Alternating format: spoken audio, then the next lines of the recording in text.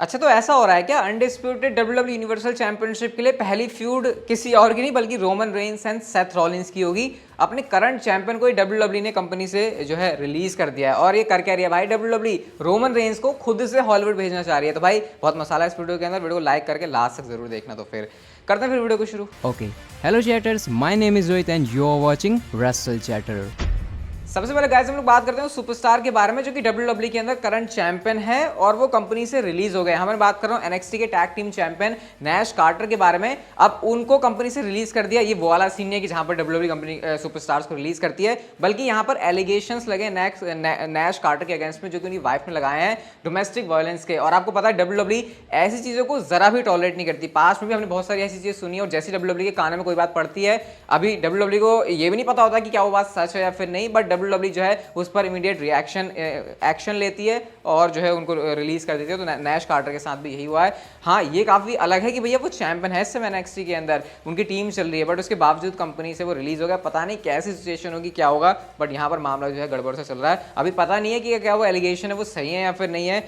I hope सही ना हो, क्योंकि ऑब्वियसली ऐसी अगर बात सच है तो सुन के अच्छा नहीं लगेगा। बट नैश कार्टर के जो दिन है वो सही नहीं चल रहे, मतलब ऑब्वियसली इतना बड़ा इल्जाम उनके ऊपर लगा और कंपनी से भी रिलीज हो गए। देखते हैं इसके बारे में आगे हमको क्या चीज़ पता लगती है।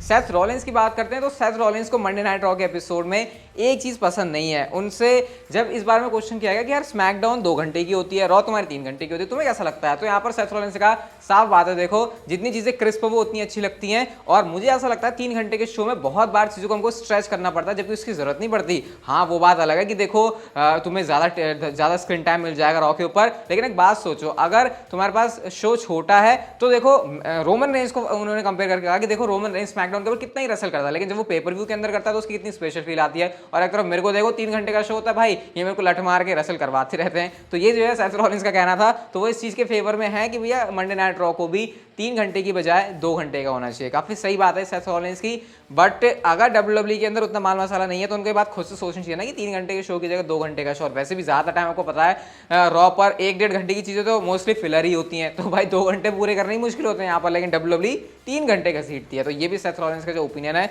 हाँ, वो हम लोगों के साथ मैच करता है। अब अगर बात करें 2020-22 में जनवरी से मार्च मंथ तक किस सुपरस्टार को, किस रेसलिंग पर्सनैलिटी को सबसे ज़्यादा इंटरनेट के ऊपर सर्च किया गया, तो नाम यहाँ पर शॉकिंग हो सकता है क्योंकि बिल्कुल भी इस समय रेलिवेंट नहीं है।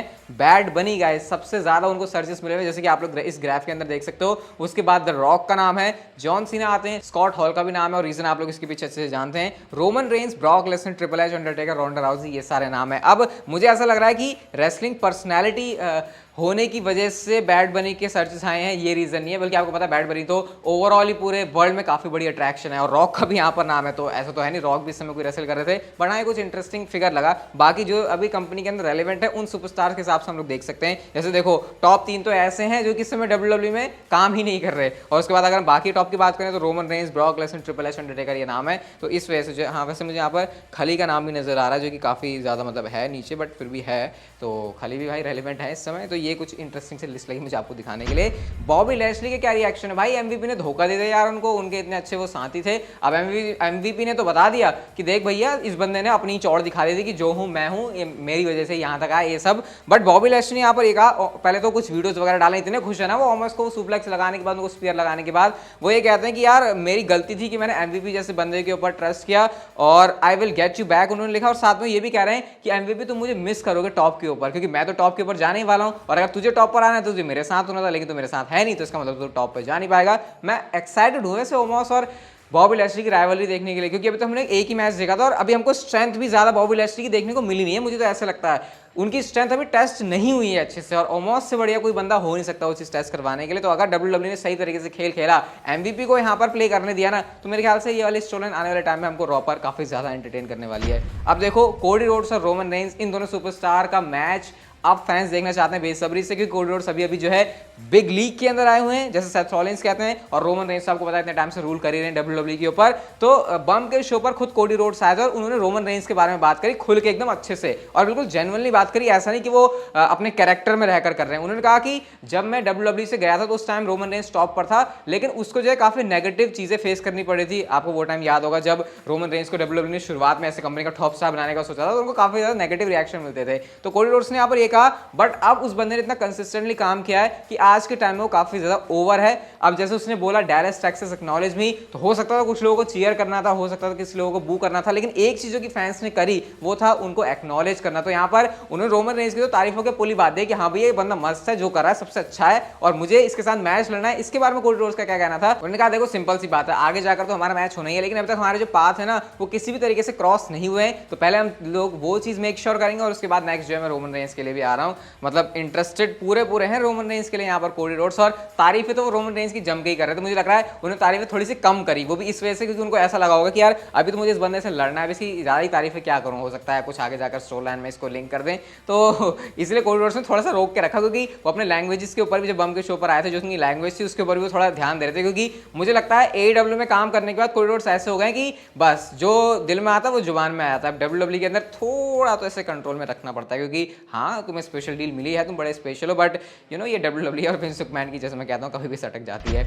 समोआ जो गाइस आ चुके हैं ना सिर्फ रिंग ऑफ ऑनर के अंदर, बल्कि आज उन्होंने AEW में अपना इन रिंग डेब्यू भी कर लिया है। अब ROH जो आपको पता है उसको ओन करती है AEW को ओन करते हैं टोनी खान, तो टोनी खान के पास AEW भी ROH भी है। तो पिछले हफ्ते फ्राइडे को ROH के अंदर तो वो आ ही चुके थे, और उसके बाद ये बात पता चल गई थी कि समोआ जो AEW के अंदर भी आ रहे हैं। और आज जो ओवन हार्ट फाउंडेशन का मेंस टूर्नामेंट था वहां पर उन्होंने मैक्स को जो है इस मैच में हरा दिया, और मेरे को जो फिनिशर लगा वो भी इंटरेस्टिंग लगा, उनका जो उनका मसल बस्टर था, जो कि WWE के अंदर वो यूज नहीं कर पाते थे, क्योंकि उसकी वजह से आपको पता है जो टाइसन किड है उनको हुई थी प्रॉब्लम, और उनका जो करियर है वही खत्म हो गया था। तो समोआ जो इस तरीके से आज आ गए हैं AEW के अंदर, और टोनी खान जो है काफी एक्साइटेड भी उनको साइन करके, उनका ये कहना था कि एक बड़ा जो स्टार है वो हमारी कंपनी के अंदर आ गया, तो अच्छी बात है। चलो WWE ने तो उनकी नहीं करी वैल्यू, लाए रिलीज किया, दोबारा लाए रिलीज किया, बट हाँ अगर इंजरीज वाली सिचुएशन समोआ जो के साथ नहीं होती तो ठीक है, वरना आपको पता है काफी सारी इंजरीज भी फेस करनी पड़ जाती हैं समोआ जो को। आई होप अब वो सिचुएशन के साथ ना हो अब, क्योंकि पूरी तरीके से जो रिकवर हो गए हैं वो वापस आ चुके हैं। रोमन रेंज जा रहे हैं हॉलीवुड में, खुद WWE भेज रही है। अभी तक हम लोगों ने क्या देखा था कि WWE के बारे में सोचते थे यार जॉन सीना बड़ा स्टार बना, वो चला गया, उससे पहले द रॉक चले गए, अब क्या रोमन रेंज चले जाएंगे? तो निक खान ने इंटरव्यू के अंदर खुद ये कहा कि ये जो क्रॉस ओवर है ना रोमन रेंज का, इसको लेकर हमारे प्लान है और ये हम करवाएंगे। मुझे समझ नहीं आ रहा कि ऐसा WWE क्यों करेगी कि वो रोमन रेंज को अपनी कंपनी से जाने देगी हॉलीवुड के अंदर और हॉलीवुड के अंदर काम करने देगी। अब इसका क्या मतलब हो सकता है? आई थिंक इसका ये मतलब हो सकता है कि रोमन रेंज हॉलीवुड में काम करने के बाद भी WWE के अंदर वापस आएंगे, क्योंकि हम लोगों ने John Cena and the rock के केस में देखा, ऐसे जॉन सीना आते जाते हैं, लेकिन उनके केस में ये है कि जब WWE से उनको लगता है कि हाँ चलो अब हमारे यहाँ पर मामला हो चुका है, अब जरा नेक्स्ट कुछ सोचते हैं, तो उन्होंने हॉलीवुड की तरह कदम रखा। लेकिन यहाँ पर निक खान जिस तरीके से बता रहे हैं, शायद वो ये कहना चाह रहे हैं कि WWE के अंदर रोमन रेंज काम करेगा, वो हॉलीवुड में जाएगा और वहां से जो मेन स्ट्रीम ऑडियंस है उनको खींच के लाएगा हमारी कंपनी के अंदर। तो शायद ये मुझे लग रहा है WWE का यहाँ पर गोल है। रहने वाले हमेशा रोमन रेंज WWE के हैं, बस हाँ वो हॉलीवुड में जा जरूर सकते हैं और हम वहां से थोड़ी बहुत मूवीज वगैरह करके आ सकते हैं। तो ऐसा यहाँ पर शायद कुछ जो है निक खान का कहना था, और अगर ऐसा है तो भाई भर भर के मस्त वाली ऑडियंस WWE को मिल जाएगी, क्योंकि आपको पता है सेलिब्रिटीज को WWE खुद लेकर आती है कि भैया यहाँ से लोग मिल जाए, वहां से लोग मिल जाए, लेकिन खुद सोचे WWE का बंदा ही बाहर जाके वहां की ऑडियंस खुद अपनी कंपनी के अंदर लेकर आ रहा है। तो अगर ये काम रोमन रेंज कर पाते हैं तो डेफिनेटली ये तो रोमन रेंज ऐसे एसेट हैं WWE के, जो कि WWE को हमेशा चाहिए ही। तो देखते हैं क्या होता है, किस तरीके से होता है। हाँ बट जिस तरीके से वो बता रहे थे ऐसा लग रहा है कि शायद बहुत जल्दी कुछ ऐसा होने वाला है। अच्छी बात है कि रोमन रेंज रहेंगे WWE के अंदर, हाँ इधर उधर जाके वो आ सकते हैं,